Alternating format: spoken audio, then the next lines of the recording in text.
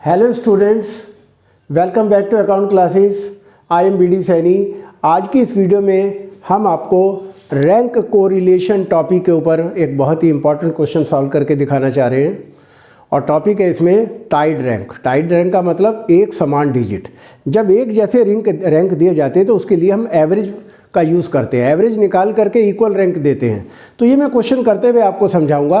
तो सबसे पहले क्वेश्चन है कि calculate coefficient of correlation by rank difference method. ये हमें x की वैल्यू दी हुई है, ये हमें y की वैल्यू दी हुई है। तो सबसे पहले x को जो रैंक देंगे वो R1 कहलाएगा, y को जो रैंक देंगे वो R2 कहलाएगा। तो सबसे बड़ी डिजिट को 1 रैंक देंगे। तो यहाँ पर हमारी 65 सबसे बड़ी डिजिट है तो इसको 1 रैंक देंगे। 57 को 2 देंगे, 48 को 3 देंगे, 40 को 4 देंगे और 33 को 5 देंगे। और 33 के बाद हमारा आता है 16 और 33 के बाद 24 आता है। तो ये हमारा छठा रैंक हो गया। अब 24 के बाद हमारे पास नेक्स्ट डिजिट आती है 16 3 बार है। तो अब जो नेक्स्ट रैंक देंगे 7 + 8 + 9 देंगे। तो तीनों को जोड़ करके 3 से डिवाइड करेंगे तो एवरेज निकाल लेंगे। 8 7 15 9 24, 24/3, 3 8 24, तो रैंक 8 आया। तो हम इन तीनों को रैंक बराबर देंगे चूंकि तीनों बराबर डिजिट है। तो रैंक हमने 8 दे दिया, पर गिनती तो हमारी 9 तक चल गई, रैंक तो हमने 9 तक दे दिए। तो अब इसको 10वां रैंक देंगे। तो इस तरीके से ये हमारा R1 कैलकुलेट हो गया। अब हम R2 निकालेंगे। R2 निकालने के लिए कि यहाँ देखेंगे सबसे बड़ी डिजिट कौन सी है, तो 20 है।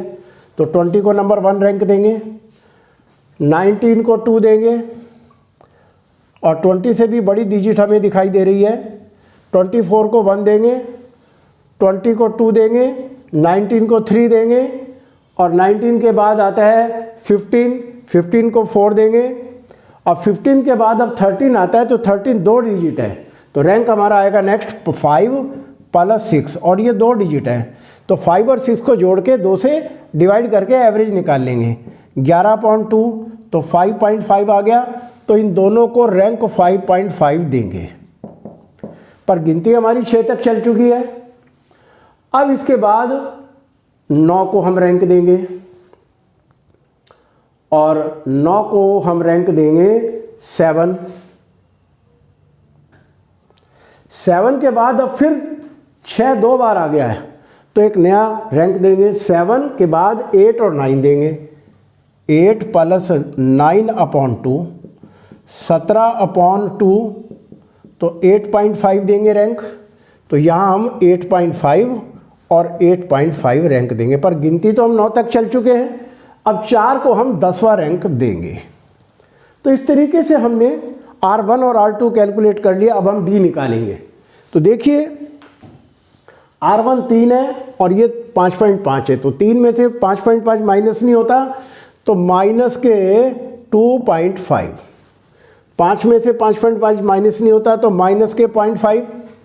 4 में से 1 गया 3, 10 में से 8.5 गए तो 1.5, 8 में से 4 गया 4, 8 में से 10 माइनस नहीं होते तो माइनस के 2, 1 में से 2 माइनस नहीं होते तो माइनस के 1, 6 में से 7 माइनस नहीं होते माइनस के 1, 8 में से 8.5 माइनस नहीं होते तो माइनस के 0.5 और 2 में से 3 माइनस नहीं होते तो माइनस के 1। इस तरीके से हमने D निकाल लिया। अब हम D स्क्वायर करेंगे।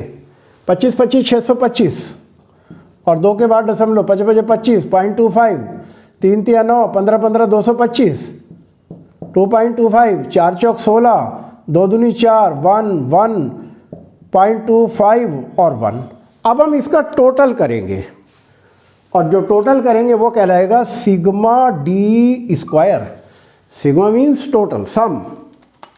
तो 6.25 + 0.25 + 9 + 2.25 + 16 +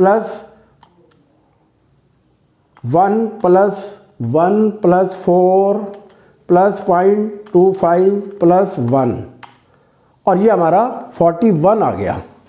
तो ये हमारी वैल्यू 41 आ गई। अब हम कोरिलेशन का फार्मूला लिखेंगे। तो R K is equal to rank correlation is equal to 1 - 6 sigma D square plus 1/12 bracket शुरू m की cube minus m plus 1/12 bracket शुरू m की cube minus m plus 1/12 m की cube minus m upon n into n square minus 1। ये हमने 3 बार क्यों लिखा? 1/12 m cube minus m 1/12 m, ये हमने 3 बार इसलिए लिखा कि चूंकि 3 बार हमारी इक्वल डिजिट है, 3 हमारे टाइड रैंक है। अब इस फार्मूले में वैल्यू पुट कर देते हैं, आंसर आ जाएगा हमारा 1 - 6 सिग्मा डी स्क्वायर की जगह हम ये लिखेंगे 41 प्लस 1/12। अब ये m क्या होता है? m का मतलब है जितने नंबर ऑफ डिजिट की टाइड है। यहाँ पर 3 डिजिट का टाइड था, 1 2 3, तो इसका मतलब है 3 का क्यूब करेंगे हम। यहाँ m की वैल्यू 3 है, 3 का क्यूब माइनस 3 ब्रैकेट शुरू 1/12। अब यहाँ पर 2 का टाइड था तो 2 का क्यूब करेंगे, m की वैल्यू 2 हो जाएगी। अब यहाँ पर 2 का क्यूब माइनस 2 फिर 1/12, फिर 2 डिजिट का हमारा टाइड है, ये आपने टाइड दिया था तो फिर 2 का क्यूब करेंगे, 2 का cube minus 2 upon 10 into 10 square minus 1। ये हम इस तरीके से फार्मूला लिखते हैं कि कैलकुलेशन हमारी बहुत इजी हो जाती है। 1 - 6 ब्रैकेट शुरू 41 प्लस 1/12, 3 × 9 = 27 में से 3 गए 24 प्लस 1/12, 2 दूनी 4 दूनी 8 में से 2 गए 6 प्लस 1/12, 2 दूनी 4 दूनी 8 में 2 गया 6। ये हमने सारी कैलकुलेशन इजी कर ली। अब हमारा बस आंसर निकलने की तैयारी हो रही है। 10 इंटू 10 का स्क्वायर होता है 100, 100 में से 1 गया 99। अब ये काट लेते हैं, 12 दूनी 24, 6 दूनी 12, 6 दूनी 12, तो ये 0.5 आ जाएगा, ये भी 0.5 आ जाएगा और ये हमारा 2 आ ही गया है। अब इन सबको जोड़ लेते हैं। 1 - 6 ब्रैकेट शुरू 41 प्लस 2 प्लस 0.5 प्लस 0.5 अपॉन, इनको मल्टीप्लाई करेंगे तो 990 आ जाएगा। 1 - 6 इंटू 41 और 2 43 और 1 44 आ गया अपॉन 990। अब इसकी मल्टीप्लाई कर लेते हैं। 1 - 6 की 44, 6 into 44 is equal to 264 upon 990। अब 990 की 1 से मल्टीप्लाई करेंगे और उसमें से 264 माइनस कर देंगे, तो ये आ जाएगा 990 minus 264 is equal to 726 upon 990।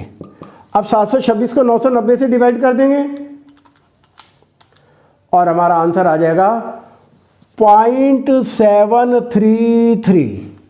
तो इस तरीके से हमारा बुक से आंसर टैली हो गया। ये हमने बहुत ही इम्पॉर्टेंट क्वेश्चन आपको सॉल्व करके दिखाया और इस फार्मूले को आप प्रैक्टिस करें, इस क्वेश्चन को बार बार प्रैक्टिस करें। मुझे उम्मीद है आपको समझ आ गया होगा। आपको हमारा वीडियो कैसा लगा आप लाइक करें, शेयर करें और अगर आप नए हैं तो सब्सक्राइब करें ताकि हमारे लेटेस्ट अपडेट आप तक पहुंचते रहें। Thank you.